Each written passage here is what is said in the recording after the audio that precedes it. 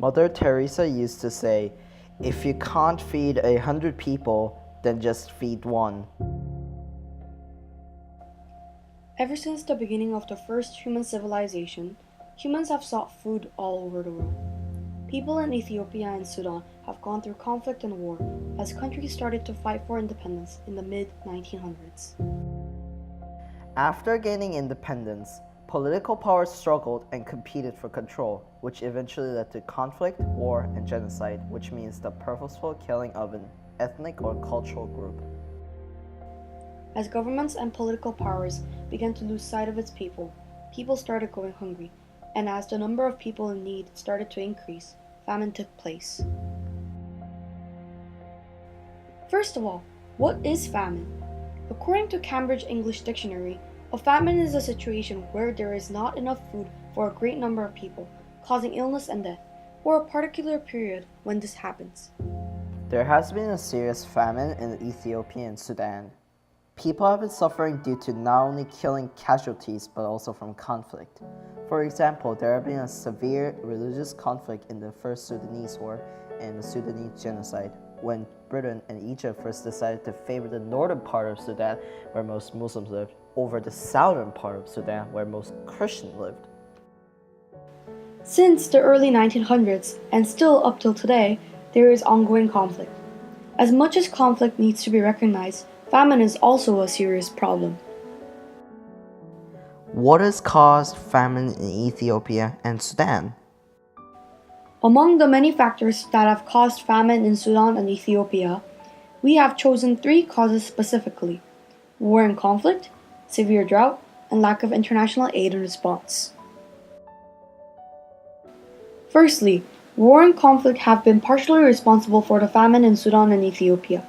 Since 1983, in Sudan, more than 2 million people have died in fighting and war-induced famines in Sudan in the struggle between the Islamic government in the north and autonomy-seeking groups in the largely animist and Christian south. At around 1980s to 1990s, the total population in Sudan was approximately 20 million. About 1/10 of the population, which is a considerable portion of the whole population, has died due to conflict and war-induced famines. With such a huge casualty of as much as 1/10 of a population dead, it is difficult for women, children, the elderly, and the ill, who are probably the ones remaining from the war, to grow crops and feed the entire population in place of the men who have died or have been injured from the war and genocide. Despite an August peace deal designed to bring an end to South Sudan's civil war, that country's future remains just as uncertain. It began as a conflict between 2 rival sides of the government and army, both of which split into along ethnic lines as a struggle for power, which ultimately exploded at the end of 2013. Fighting continues in some areas, and progress on the key element of the peace deal has been glacial. Ongoing fighting is not only preventing the return of people to their homes and fields, but also hampering the delivery of aid and any reliable assessment of the severity of hunger crisis. War can have a negative effect on delivery on aid, thus resulting in the late delivery of aid, which ultimately leads to slow distribution of food, which then causes famine. So, in my view, generally famines, especially in the modern age, tend to be political failures more than anything else. While you do get crop failures and droughts, if the nation is in some way properly managed, even if it doesn't have a whole lot of resources, they can usually figure out how to move resources around or buy necessary food. They're more responsible to the people. So in Ethiopia and Sudan, it seems to be more examples of poor governmental planning or purposeful governmental planning to use hunger as a weapon. So war and conflict definitely impacts and worsens it because it creates conditions to exacerbate crop shortages. Armed militants will come in and just steal food.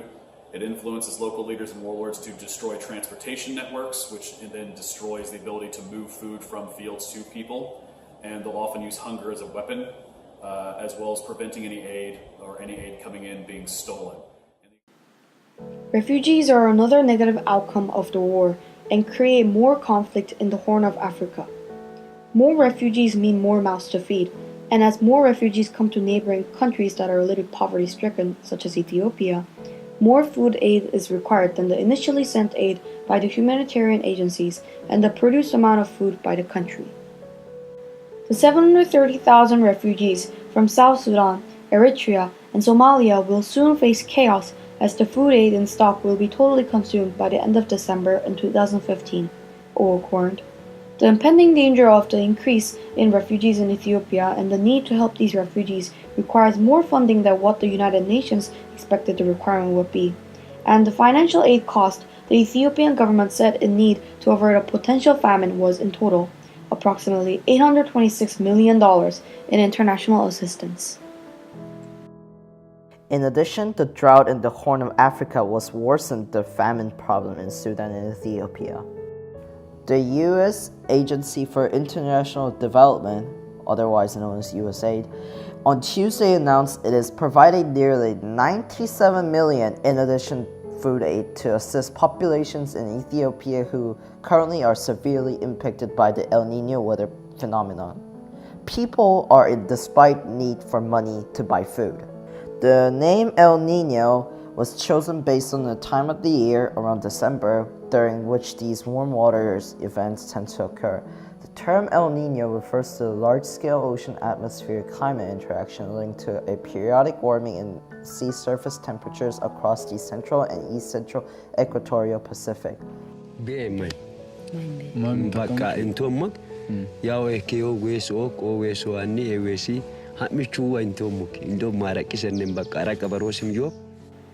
Early tracking has allowed the situation to be less severe than the famine in 1983 to 1985, which killed more than 150,000 people.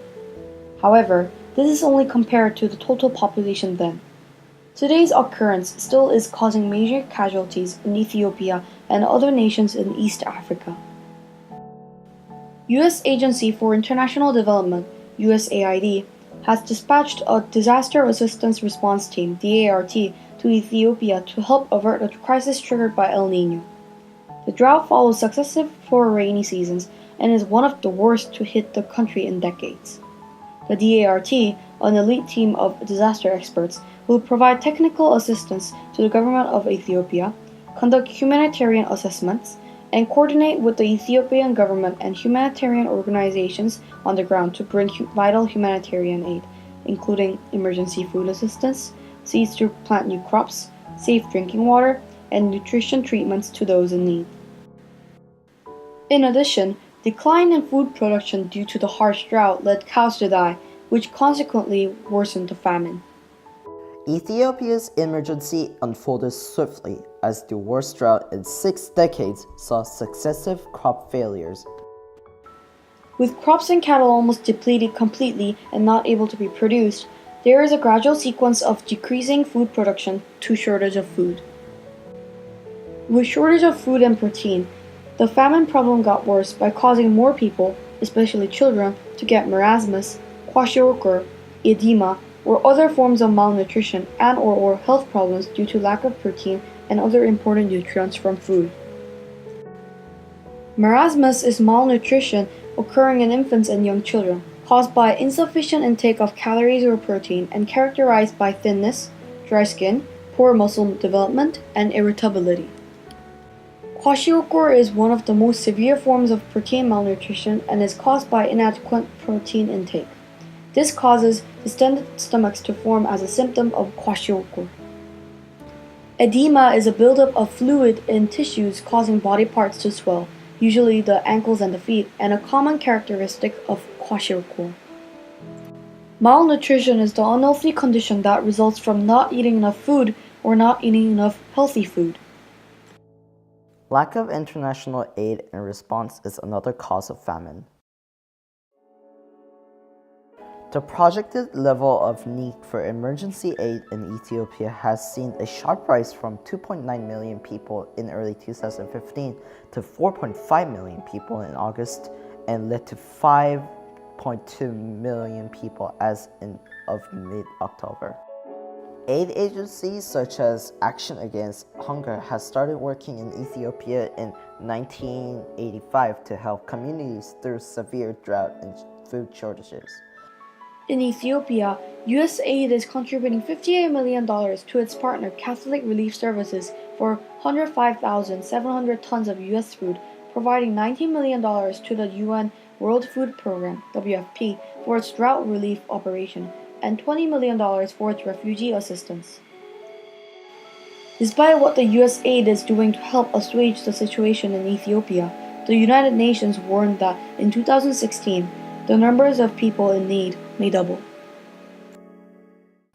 There are not enough men who can harvest due to conflict and war in Sudan and Ethiopia, and the drought occurred there.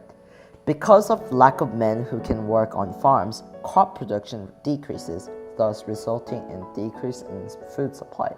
Decline in food supply can ultimately lead to famine. The agriculture sector has been weakened by displacement and violence in many areas, says Layal. If there is no harvest, there will not be food from crops for a full season even if the weapons are put down today. Only those in extreme need get aid, whereas the others who are negatively malnourished but still can live are not provided with food aid. War and conflict, drought, and lack of international aid have negatively impacted Ethiopia and Sudan by causing famine. Every day, numerous people are losing their lives or suffering from hunger, while it could have been prevented earlier with faster international aid and a bit of awareness on this topic. We should be aware of this issue, because with more awareness of the issue, people would have a better understanding of what is going on globally and what they can do to help others in need. We should bring awareness to this issue by making a donation to aid organizations such as USAID and Save the Children to allow help to be sent to people in Ethiopia and Sudan, and providing more access to education for people in Ethiopia and Sudan.